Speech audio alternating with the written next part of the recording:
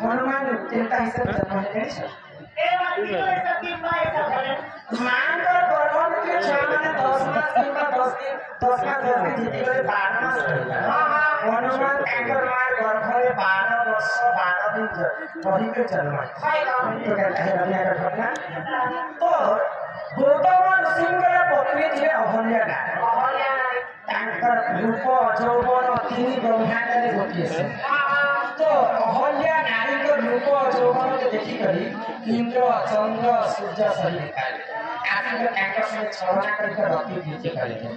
तो इंद्र एवं सूर्य जेतेबेले प्रतिकृति करे तांकर अरसरो पानी एवं सुग्री जन्म होइते आ गौतम ऋषिकर ब्रह्मरो अंजना माता जन्म होइते हनुमान मां अंजना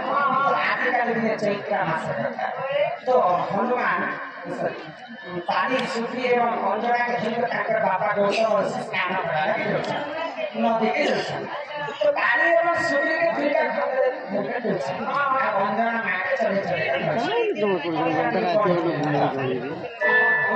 निजे बाबा ही नहीं और ब्रह्म जाके घंटे बसे बुझे आ वो तो निजे ब्रह्म के मुझे चले भगवान हाथ पूरी तो ई कथा के गौतम से सुन ले आप गौतम के